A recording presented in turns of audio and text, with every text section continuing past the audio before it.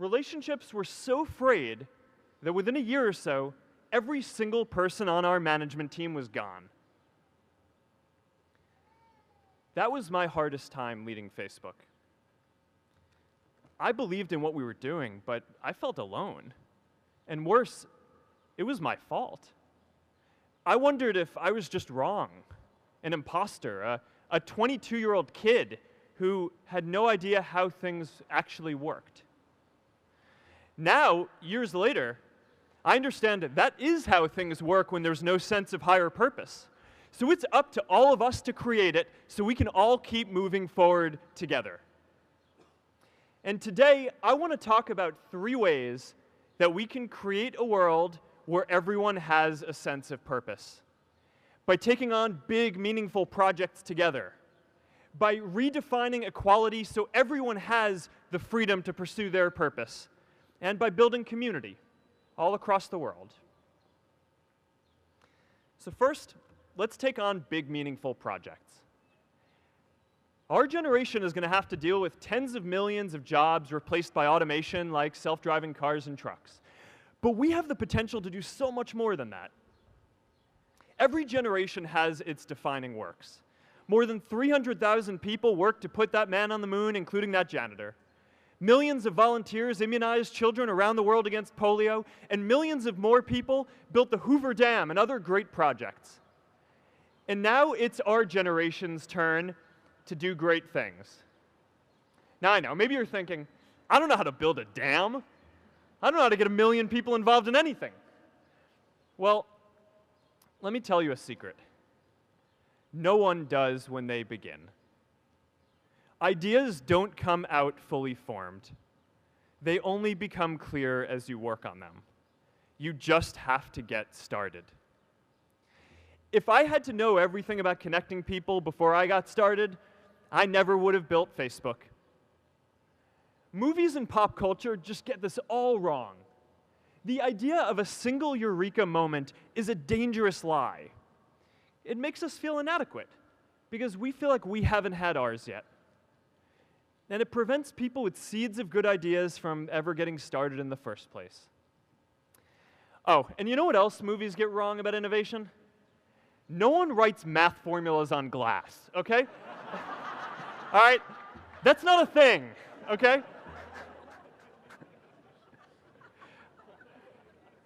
It's really good to be idealistic, but be prepared to be misunderstood. Anyone working on a big vision is going to get called crazy, even if you end up right. Anyone taking on a complex problem is going to get blamed for not fully understanding it, even though it's impossible to know everything up front. Anyone taking initiative will always get criticized for moving too fast because there's always someone who wants to slow you down. In our society, we often don't take on big things because we're so afraid of making mistakes that we ignore all the things wrong today if we do nothing. The reality is, anything we do today is going to have some issues in the future. But that can't stop us from getting started. So what are we waiting for? It is time for our generation-defining great works. How about stopping climate change before we destroy the planet and getting millions of people involved manufacturing and installing solar panels? How about curing all diseases and getting people involved by asking volunteers to share their health data, track their health data, and share their genomes?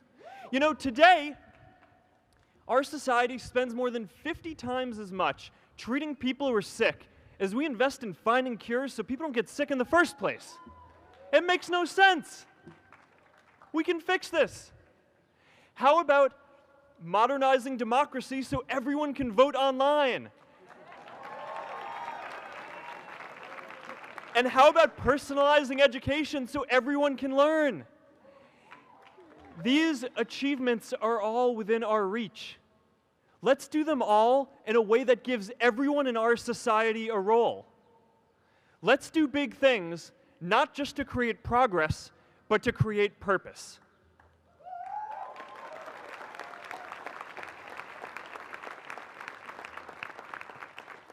So taking on big, meaningful projects together is the first thing we can do to create a world where everyone has a sense of purpose.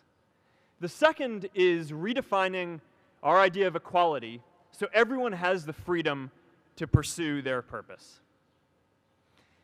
Now, many of our parents had stable jobs throughout their careers, but in our generation, we're all a little entrepreneurial, whether we're starting our own projects or finding our role in another one. And, that's great, because our culture of entrepreneurship is how we create so much progress. An entrepreneurial culture thrives when it is easy to try lots of new ideas. Facebook wasn't the first thing I built.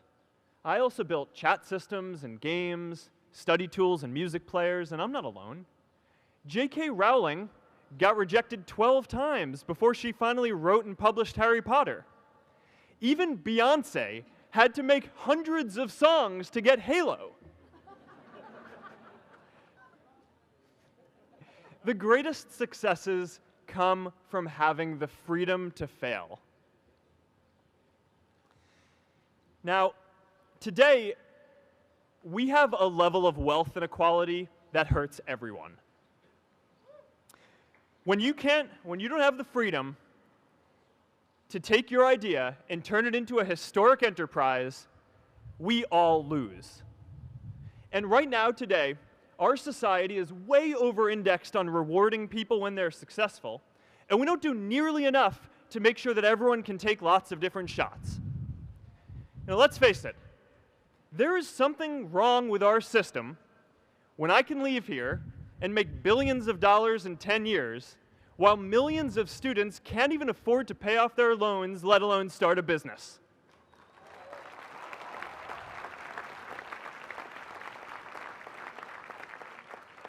Look, I know a lot of entrepreneurs, and I don't know a single person who gave up on starting a business because they were worried they might not make enough money. But I know too many people who haven't had the chance to pursue their dreams because they didn't have a cushion to fall back on if they failed.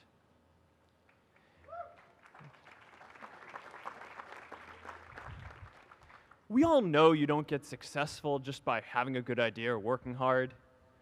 You get successful by being lucky too.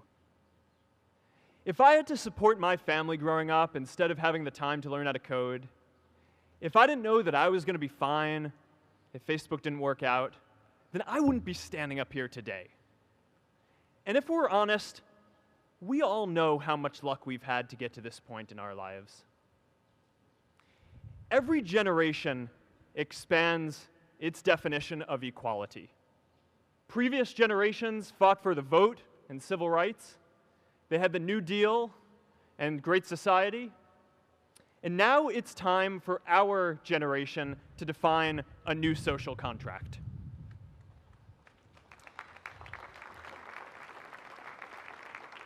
We should have a society that measures progress not just by economic metrics like GDP, but by how many of us have a role we find meaningful. We should explore ideas like universal basic income to make sure that everyone has a cushion to try new ideas. We're all going to change jobs and roles many times, so we need affordable childcare to get to work and healthcare that's not tied to just one employer. And we're all going to make mistakes. So we need a society that's less focused on locking us up and stigmatizing us when we do. And as our technology keeps on evolving, we need a society that is more focused on providing continuous education through our lives.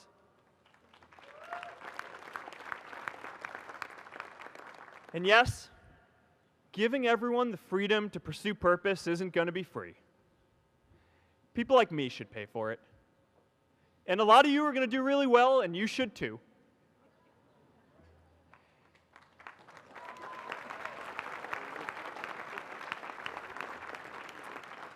That is why Priscilla and I started the Chan Zuckerberg Initiative and committed our wealth to promoting equal opportunity.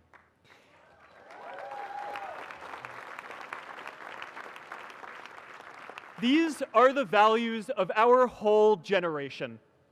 It was never a question of if we were going to do this. The only question was when. Millennials are already one of the most charitable generations in history. In just 1 year, more than 3 in 4 US millennials donated to charity, and more than 7 in 10 raised money for another one. But it's not just about giving money. You can also give time. And I promise you, if you just take an hour or two a week, that's all it takes to give someone a hand and help them reach their potential. Now, maybe you're thinking, that's a lot of time. I'm not sure if I have that much time. I used to think that. You know, when Priscilla graduated from Harvard, she became a teacher. And before she'd do education work with me, she told me that I needed to get my own experience teaching a class. At first, I complained. I said, you know, I'm kind of busy. I'm running this company. But she insisted. So I taught an after-school program at the local Boys and Girls Club on entrepreneurship. I taught those kids lessons on product development and marketing, and they taught me what it was like growing up feeling targeted for your race, and what it's like having a family member in prison. I shared stories of my time in school, and they shared their hope that one day they would get to go to college too. For 5 years, I've had dinner with those students every month. One of them even threw Priscilla and me our first baby shower. And next year, they're going to college. Every one of them, first generation in their families. We can all make time to give someone a hand. Let's give everyone the freedom to pursue purpose, not just because it's the right thing to do, but because when more people can turn their dreams into something great, we are all better for it.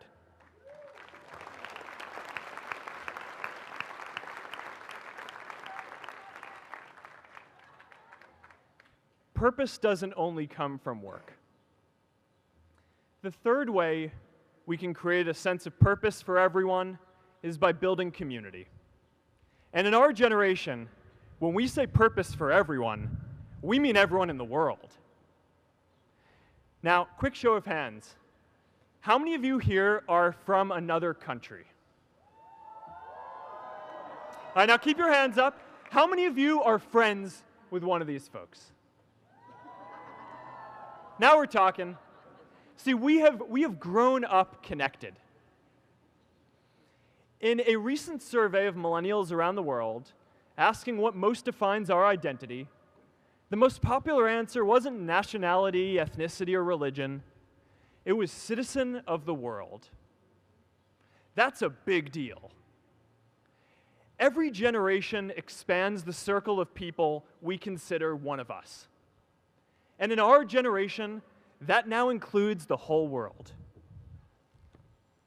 We understand that the great arc of human history bends towards people coming together in ever greater numbers, from tribes to cities to nations, to achieve things that we could not on our own. We get that our greatest opportunities are now global.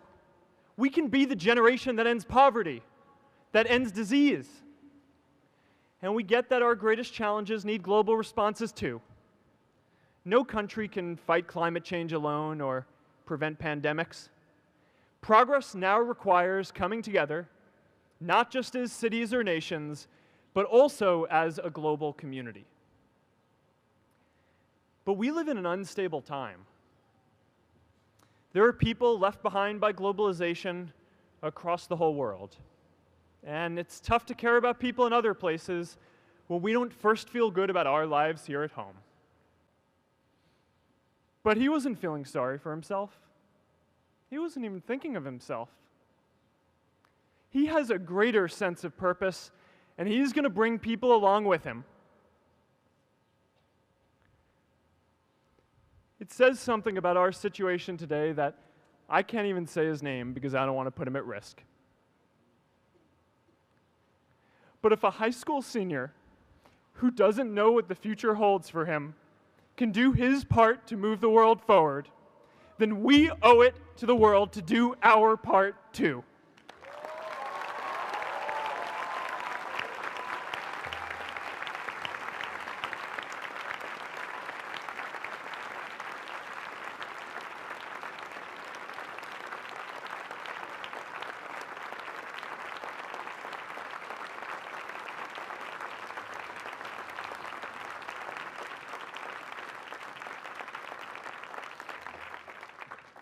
So before you walk out those gates one last time, and as we sit here in front of Memorial Church, I'm reminded of a prayer, Mishaberach, that I say whenever I face a big challenge, that I sing to my daughter, thinking of her future when I tuck her in at night.